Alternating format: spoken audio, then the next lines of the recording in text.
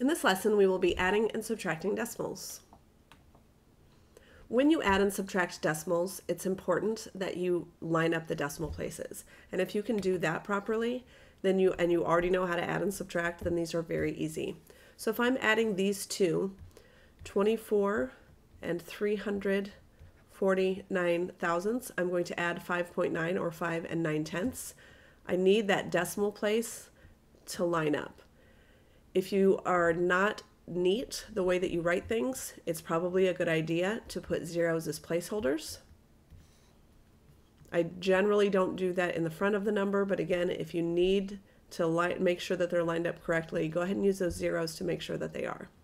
Now, when I'm adding, again, I'm going to add down in each place value. So 9 plus 0 is 9. 4 plus 0 is 4. 3 plus 9 is 12. Remember, when we get a number that is greater than 10, you put the ones digit and carry the tens digit. Keep the decimal right where it is. 1 plus 4 is 5, plus 5 is 10. So I put the ones digit down and carry the tens digit.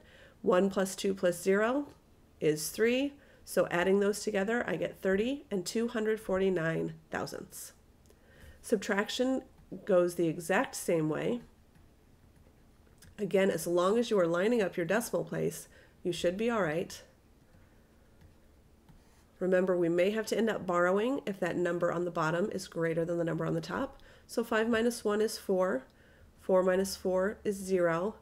3 minus 9, we can't take 9 away from 3, but I can borrow 10 from this value, which makes it 1 less, and adds 10 over here. So 13 minus 9, now we can subtract 13 minus 9 to get 4. Leave that decimal right where it is. 8 minus 0 is 8. 1 minus 2 doesn't work. When you get to this point, you can think of this as an 11 minus 2. If that's a little bit confusing, keep that 1, borrow 1 from there, which would make it 0, and make this 11. So 11 minus 2 would be 9. And then 0 minus 0, we don't have anything. So our answer is 98 and 404 thousandths. We're going to try a couple more. Again, there are 3 values here, and it really doesn't change things. We're just going to go, if it's all the same, so these are all addition, I can actually add them all at the same time.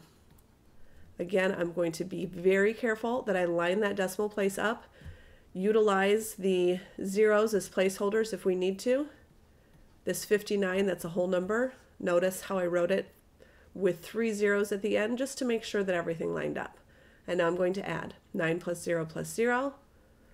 4 plus 8 plus 0 is 12. So I put the ones digit and carry the tens digit. 3 plus 1 plus 9 is 13. So I'm going to carry that 1. 1 plus 2 plus 4 plus 9 is 16. And I'm going to carry the 1. Again, if you need to have those zeros there as placeholders, you're welcome to do that. 1 plus 0 plus 0 plus 5 is 6. Now my second example on this page is a little bit different because if you'll notice, I have a minus and I have a plus. We know that order of operations says that if I have addition and subtraction, then I have to go from left to right. So I will start by taking 210 and 75 100ths minus 40 and 901 thousandths. Now for this one, when I subtract, I didn't have a value in the thousandths place, so I'm going to add a 0 as a placeholder. And again, it's optional to put a 0 as a placeholder here. The 0 on the right, not optional. I need a value here so that I have something to subtract 1 from. Obviously, I can't take 1 away from 0, so I'll have to borrow from the 5 to make it 4. And that turns that 0 into 10. 10 minus 1 is 9. And now I can continue subtraction. 4 minus 0. 7 minus 9, again, that doesn't work. Notice, now I have a 0 here. I can't borrow from a 0, so now I'm going to have to do some serious borrowing. I'm going to borrow from this 1 to make it 0, which makes this 10. Now I have to borrow from that 10 to make it 9, to make my 7 into a 17. 17 minus 9 is 8, and I leave the decimal right where it was. 9 minus 0 is 9. Now I have 0 minus 4, or again, you can think of that as 20 minus 4. Most people probably would just borrow, make that 2 into a 1, and make the 0 into 10.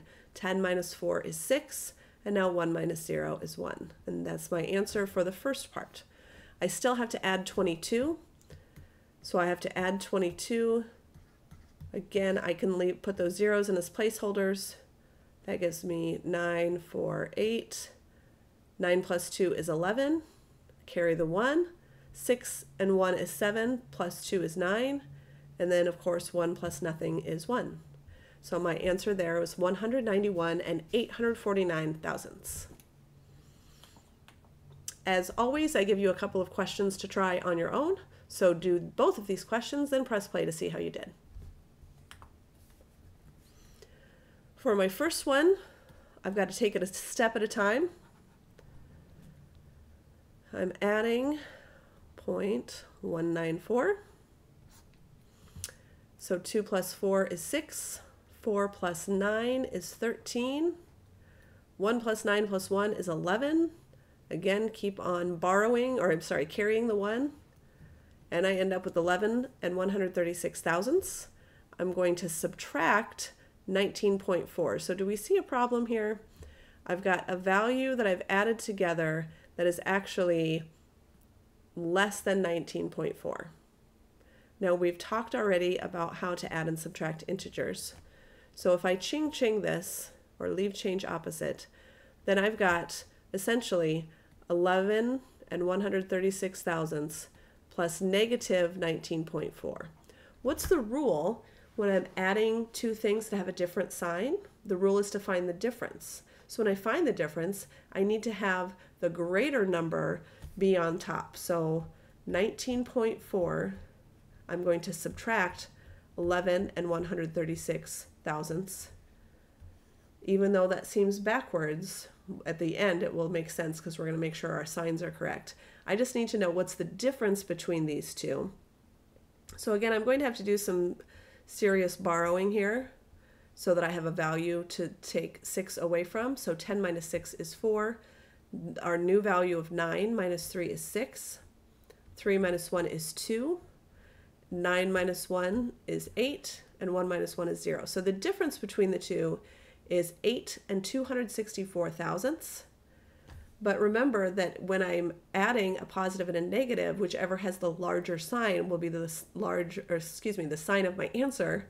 Tripping over my tongue here. So my answer is negative 8 and 264 thousandths.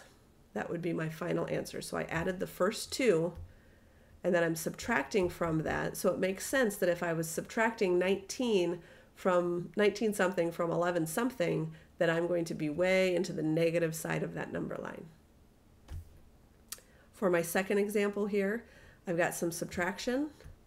So 87 and 205 thousandths minus 30 and 901 thousandths. This first one I can subtract just as it is. 5 minus 1 is 4. Nothing happens with zeros. 2 minus 9 doesn't work, so I'm going to borrow. 12 minus 9 is 3. 6 minus 0 and 8 minus 3. And now I'm just going to subtract again. No tricks on this one. You just have to go step at a time. 4 minus 2, 0 minus 0, 3 minus 2, 6 minus 0, and 5 minus 4. And there's your final answer.